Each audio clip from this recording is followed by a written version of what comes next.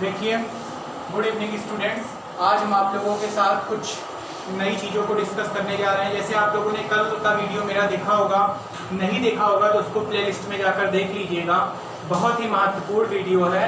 आपसे जितने एक्ट आते हैं, जितने भी आपके क्वेश्चन MCQ टाइप के आते हैं, उसमें जितने एक्ट से रिलेटेड क्वेश्चन आते हैं, उन सबको मैंने आप लोगों के सामने 10 क्वेश्चन को कंसाइज किया है। आप लोग एक बार उसको मेरा जरूर देखिएगा, फिर आप बताइएगा कि आपको किस तरीके का वो वीडियो लगा और उससे आपके कितने MCQ सॉल्व होते हैं। तो आइए आज हम थोड़ा सा MCQ आप लोगों को बताते हैं, MCQ आपको सॉल्व कराने की कोशिश करते हैं, जो आपकी परीक्षा की दृष्टि से मोस्ट इंपॉर्टेंट है।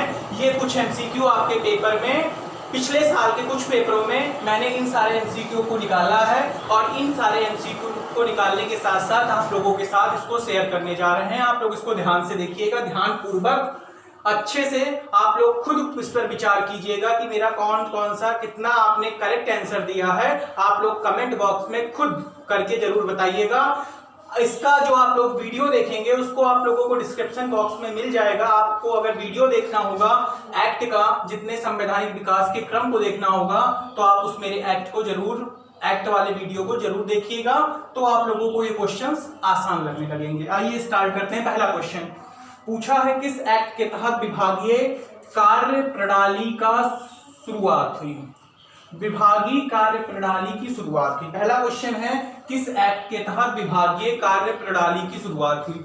विभागीय का मतलब ये होता था, विभागीय आप लोग नाम से ही सुन रहे होंगे, कुछ स्पष्ट है किस एक्ट के तहत विभागीय कार्य प्रणाली की शुरुआत हुई। तो ये कौन सा एक्ट है? 1861 का एक्ट।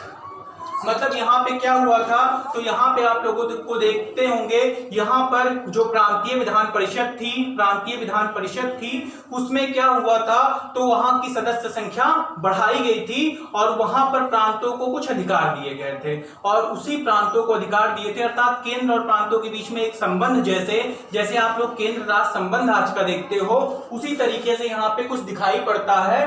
तो इसी को कहते हैं विभागीय कार्य प्रणाली की शुरुआत हुई थी। अर्थात कब हुई थी? 1861 के एक्ट में।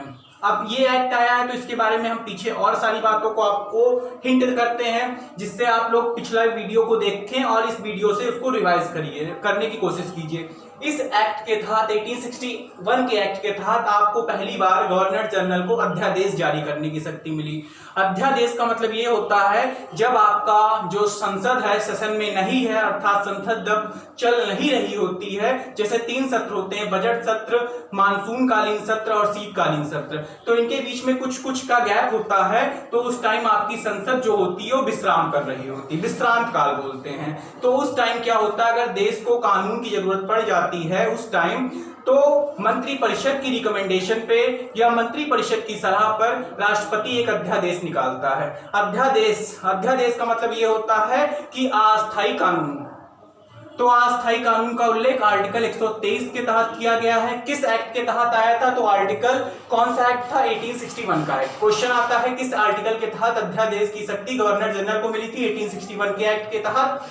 मैंने आप लोगों को ये भी बताया, इस एक्ट के तहत विभागीय कार्य प्रणाली की शुरुआत भी हुई थी और इस एक्ट के तहत पहली बार गवर्नर जनरल की कार्यकारिणी परिषद में या गवर्नर जनरल की कार्यकारिणी परिषद में पहली बार भारतीयों को शामिल किया गया था।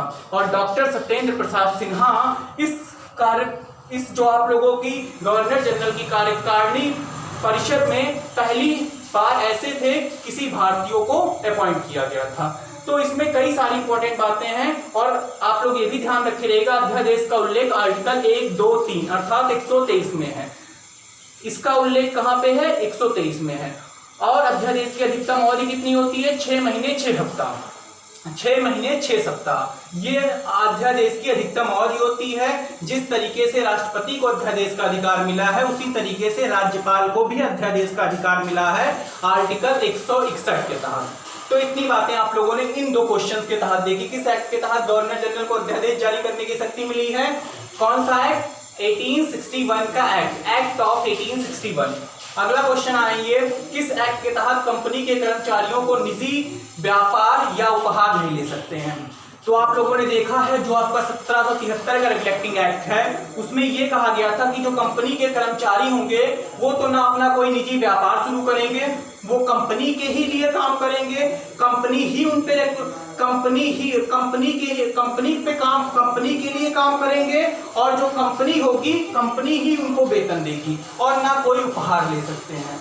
ये किस एक्ट के तहत कहा गया है? 1773 के रेगुलेटिंग एक्ट के तहत कहा गया है। फिर से सुनिएगा क्वेश्चन, किस एक्ट के तहत कंपनी के कर्मचारी निजी व्यापार या उपहार नहीं ले सकते?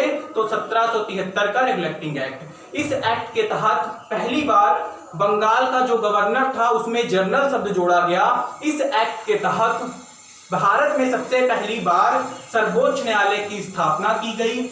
इस एक्ट के तहत गवर्नर जनरल की कार्यकारिणी परिषद में 4 सदस्यों को शामिल किया गया। एक जो आप लोगों का एक गवर्नर जनरल की एक वो होता था, 4 अन्य लोग होते थे, और जो आम सहमति बनती थी या जो निर्णय लिया जाता था वो बहुमत से लिया जाता था।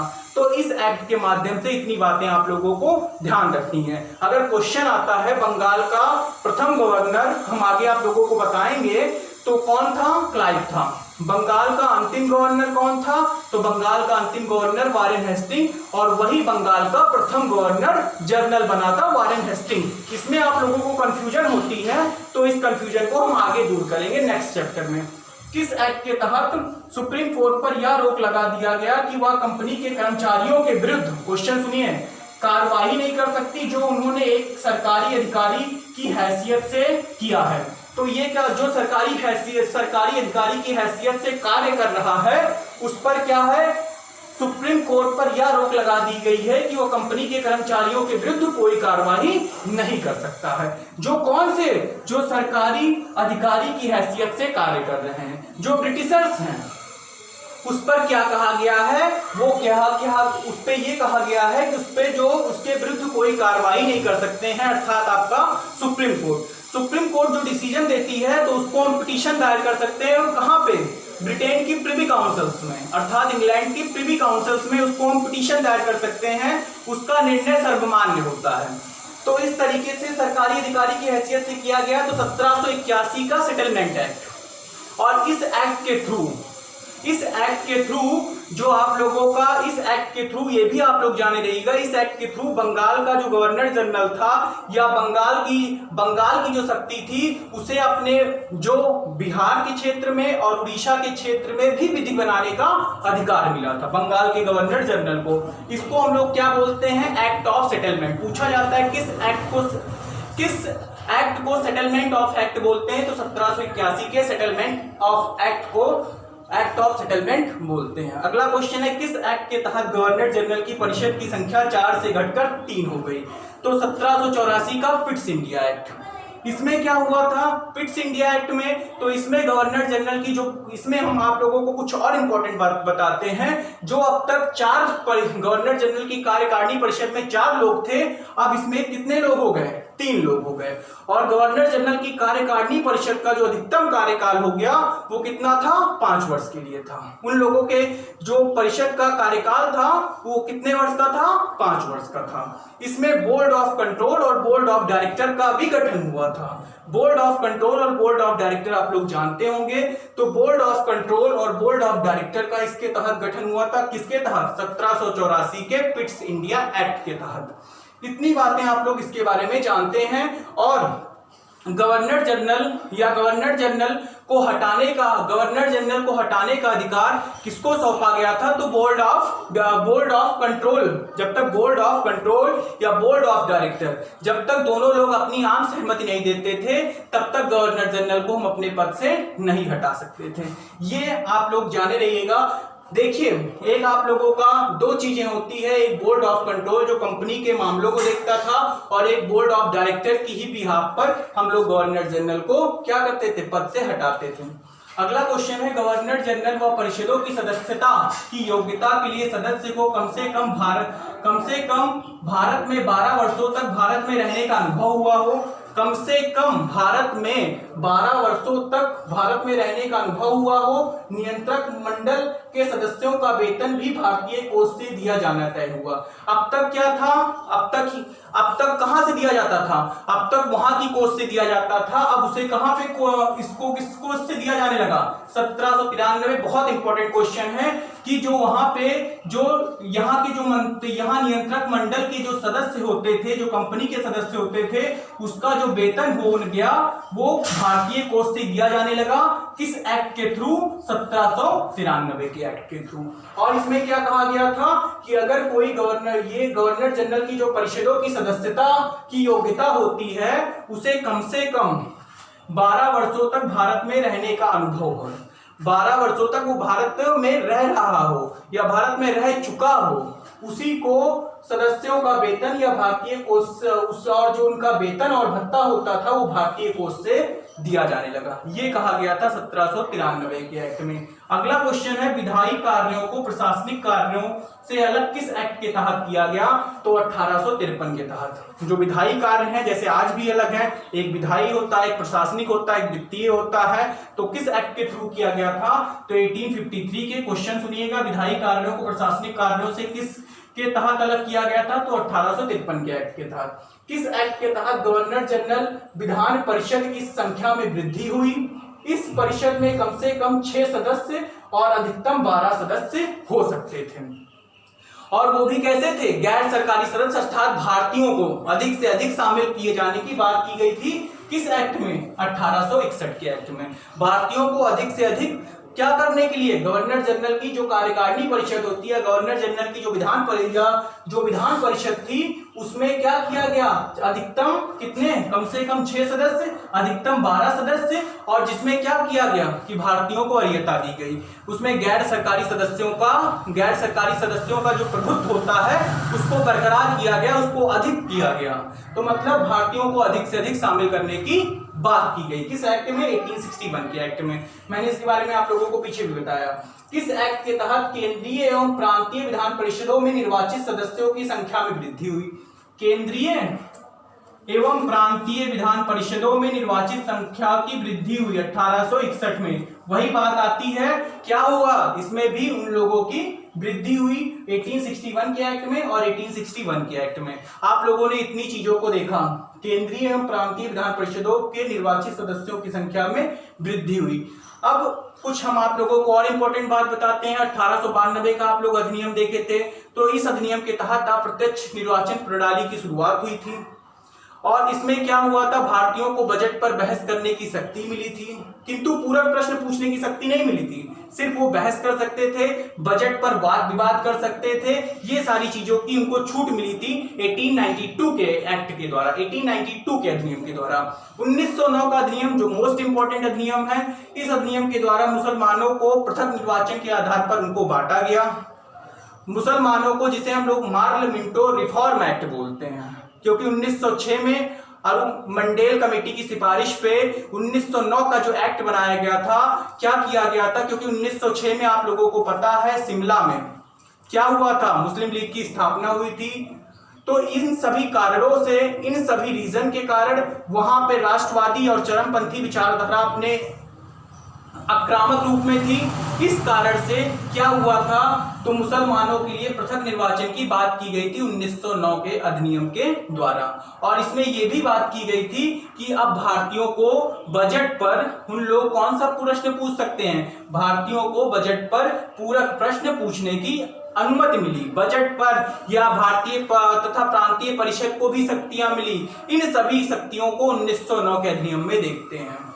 तो इस तरीके की आप लोगों को ये सारे क्वेश्चंस आप लोगों के पेपर में अक्सर आते हैं। 1919 का अधिनियम पे हम भी चर्चा कर लेते हैं। इस अधिनियम के द्वारा जो आप लोग आज सीएजी देखते हैं, जो कंट्रोलर ऑडिटर जनरल है, इसी एक्ट के थ्रू आया था। जो आप लोग संघ लोक सेवा आयोग देखते हैं, वो भी इस एक्ट की देन है। अगला आप लोग जो देखते हैं, जो प्रांतों में द्वैध शासन, इसी एक्ट की देन है। आज खत्म है। प्रांत में पहले 2 द्वैध शासन, एक आरक्षित एक हस्तांतरित। आरक्षित गवर्नर जनरल और हस्तांतरित पर मंत्री परिषद रूल करते थे गवर्नर जनरल की रिकमेंडेशन पे। तो इस तरीके के विषय होते थे 1919 के अधिनियम में। इसमें मुसलमानों के साथ साथ सिखों को भी पृथक निर्वाचन के आधार पर बांट दिया गया था। और क्या किया गया था? इसमें और सारी चीजें की गई थी। महिलाओं को पहली बार मत देने का अधिकार मिला था। इसे हम लोग क्या बोलते हैं? मॉन्टेग्यू चेम्सफोर्ड सुधार अधिनियम।